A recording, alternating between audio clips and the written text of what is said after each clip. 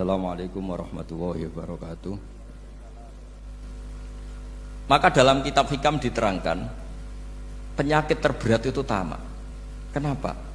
Karena orang pikir itu tidak ada kata-kata kitab hikam, bukan kata saya. Yang ada itu tamak.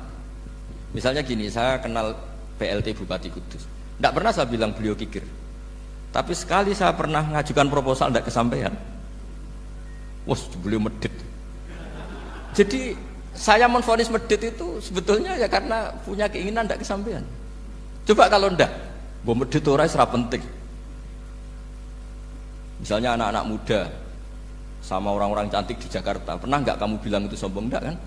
Setelah kamu bilang, Mbak aku ingin kenalan ndak sampean, terus dia agak mau, baru kamu bilang sombong karena keinginan kamu ndak.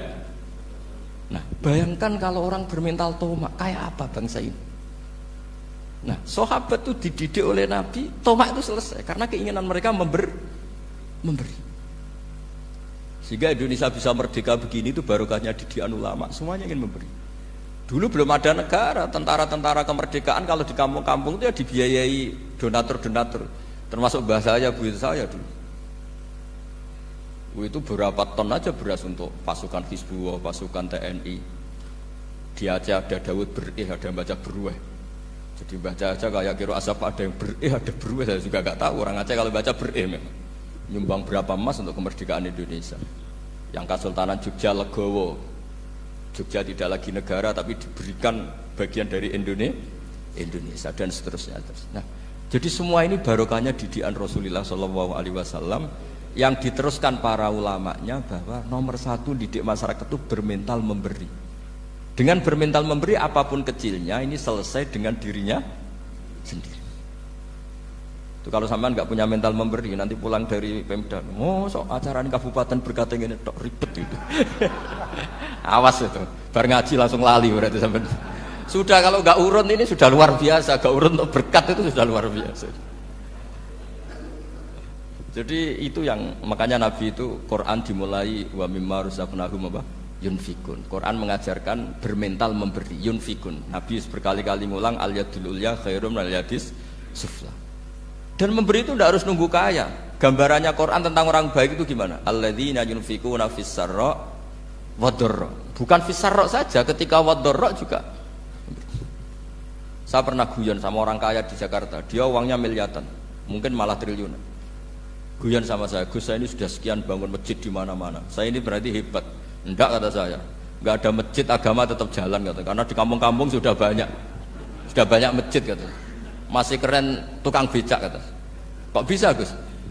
Sampai nyumbang masjid 1 miliar, itu masjid apa kata saya? Ya masjid-masjid besar. Nah itu paling dipakai kubah atau menara atau apalah yang tidak mendesak. Tapi kalau orang miskin, ngutangi orang miskin itu kalau nggak utang hari itu nggak makan. Kan nggak mungkin tukang becak ke utang ada bank atau orang kaya raya kan kenal saja enggak. Mesti orang miskin utangnya sama orang miskin.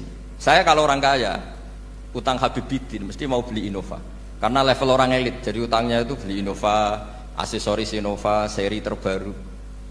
Tapi kalau orang miskin sama orang miskin utangnya itu beras untuk nyawa. Artinya apa? Kalau saya diutangi Habib Bidin untuk beli Innova itu ganjarannya itu sekunder. Tapi kalau sesama orang miskin itu ganjarannya primer. Keren mana? Hutang-hutangannya orang miskin sama orang kaya. Satu menyelamatkan nyawa, satu menyelamatkan citra. Dia baru sadar, ternyata orang miskin lebih hebat ketimbang saya, lebih hebat, tapi tidak usah ditiru kata saya. Cuma dia menjadi tidak sombong sekian miliar yang disumbangkan ke masjid karena dia menjadi tahu ternyata itu tidak bangga. Nah kecuali masjid-masjid yang kamu nyumbang memang masjid perintis di daerah-daerah yang belum ada masjid. Kalau masjid-masjid besar itu kan kadang kebutuhannya sudah selera, bukan pokok.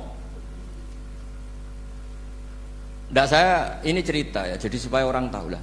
Zaman Nabi itu orang sudah selesai semua dengan dirinya sendiri. Jadi maksud saya Islam nggak apa-apa tanpa masjid itu masjid yang sudah sifatnya selera. Indonesia kan masjid sudah sifatnya selera semua. Yang dikatakan masjid pokok kan yang dipakai sholat bisa, dipakai alat sesuci bisa. Tapi kalau sudah selera ya pondasinya harus begini, lampunya harus dari kristal, terus kubahnya itu sudah selera. Nah rata-rata sumbangan yang miliatan itu kan sudah ke selera. Sementara orang miskin utang-utangan sama orang miskin untuk menyelamatkan apa coba? Nyawa. Artinya para orang miskin jangan kecil hati, wah saya sedekah hanya 2 kilo, tapi 2 kilo nyawa.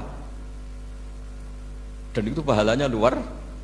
Nah ini ilmu asal saja. Nah kiai itu berhasil seperti itu sehingga orang-orang miskin dulu tuh ngrumat tentara itu ya nganggo wi, nganggo telo, bahkan ada yang pakai apa itu Pak Hartopo itu pisang itu, arasnya pisang itu, gronggolnya pisang sudah dipakai saja Pak tentara.